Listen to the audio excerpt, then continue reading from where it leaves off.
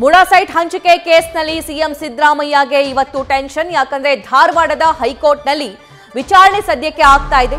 ಪ್ರಕರಣವನ್ನ ಸಿಬಿಐಗೆ ವಹಿಸೋದಕ್ಕೆ ಸ್ನೇಹಮಯಿ ಕೃಷ್ಣ ಅವರು ಅರ್ಜಿಯನ್ನ ಸಲ್ಲಿಸಿದ್ರು. ದೂರುದಾರ ಸ್ನೇಹಮಯಿ ಕೃಷ್ಣ ಪರ ಫಣೀಂದರ್ ಸಿಂಗ್ ವಾದ ಮಾಡ್ತಾ ಇದ್ದಾರೆ.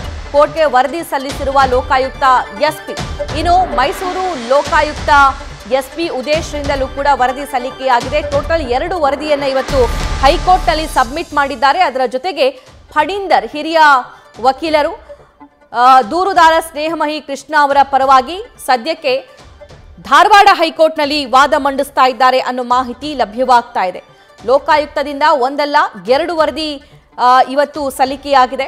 ಇವತ್ತು ಧಾರವಾಡ ಹೈಕೋರ್ಟ್ನಲ್ಲಿ 2 ವರದಿ ಸಲ್ಲಿಕೆಯಾಗಿ ವಿಚಾರಣೆ ಕೂಡ ಆರಂಭವಾಗಿದೆ. ಸ್ನೇಹಮಯಿ ಕೃಷ್ಣ ಅವರು ಸಲ್ಲಿಸಿರುವಂತಹ ಅರ್ಜಿಗೆ ಸಂಬಂಧಪಟ್ಟಂತೆ ಈ ಪ್ರಕರಣವನ್ನ ಲೋಕಾಯುಕ್ತದ ಮೇಲೆ ನನಗೆ ನಂಬಿಕೆ ಇಲ್ಲ, ಸೊ ಹಾಗಾಗಿ ಈ ಮೂಡಾ ಪ್ರಕರಣ ಏನಿದೆ ಸೊ ಆ ಪ್ರಕರಣವನ್ನ ಸಿಬಿಐಗೆ ವಹಿಸುವಂತೆ ಕೋರಿ ಹೈಕೋರ್ಟ್ಗೆ ಅರ್ಜಿಯನ್ನ ಸಲ್ಲಿಸಿದ್ರು. ಇವತ್ತು ಅದರ ವಿಚಾರಣೆ ಕೂಡ ಆಗ್ತಾ ಇದೆ.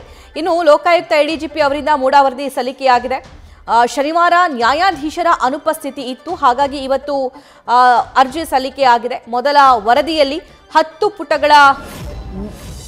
10 ಪುಟಗಳನ್ನು ನ್ಯಾಯಾಲಯಕ್ಕೆ ಸಲ್ಲಿಕೆ ಮಾಡಲಾಗಿತ್ತು. 2ನೇ ವರದಿಯಲ್ಲಿ 3000 ಪುಟಗಳ ವರದಿ ಸಲ್ಲಿಕೆಯಾಗಿದೆ.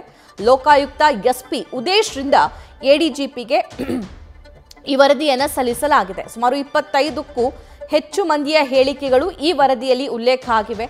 17A ಅಡಿಯಲ್ಲಿ ಸಂಗ್ರಹಿಸಿರುವ ವರದಿಯನ್ನ ಎಸ್ಪಿ ಉದೇಶ್ ಅವರು ಸಲ್ಲಿಕೆ ಮಾಡಿದ್ದಾರೆ. ಅದರಲ್ಲಿ ಆಡಿಯೋ ಇದೆ, ವಿಡಿಯೋ ಇದೆ, FSL ವರದಿಗಳಿದ್ದಾವೆ.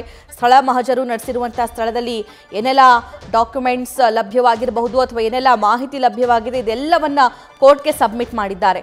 ದಾಖಲೆಗಳ ಸಂಗ್ರಹದ ಹಾರ್ಡ್ ಡಿಸ್ಕ್ ಆಗಿರಬಹುದು, CD ಆಗಿರಬಹುದು, ಪೆನ್ಡ್ರೈವ್ ಆಗಿರಬಹುದು, ಇದನ್ನ ಕೋರ್ಟ್ಗೆ ಸಬ್ಮಿಟ್ ಮಾಡಿದ್ದಾರೆ. ಇನ್ನು ಕೆಸರೆ ಗ್ರಾಮದ ಸರ್ವೆ ನಂಬರ್ 464ರ 3.16 ಎಕರೆ ಭೂಮಿಯ ಕುರಿತಂತೆ ಕಂಪ್ಲೀಟ್ ಇನ್ಫಾರ್ಮೇಷನ್ ಅದರಲ್ಲಿ ಇದೆ. ಅಂದರೆ ಲೋಕಾಯುಕ್ತ ಅಧಿಕಾರಿಗಳು ಸಂಗ್ರಹಿಸಿರುವಂತಹ ಇನ್ಫಾರ್ಮೇಷನ್ನ ಸಬ್ಮಿಟ್ ಮಾಡಿದ್ದಾರೆ. RTC ಆಗಿರಬಹುದು, ಭೂ ಪರಿವರ್ತನೆ, ಇನ್ನು ಮೂಲ ಮಾಲೀಕರ ಬಳಿಯ ದಾಖಲೆ ಪತ್ರವನ್ನು ಕೂಡ ಕೋರ್ಟ್ಗೆ ಸಬ್ಮಿಟ್ ಮಾಡಿದ್ದಾರೆ.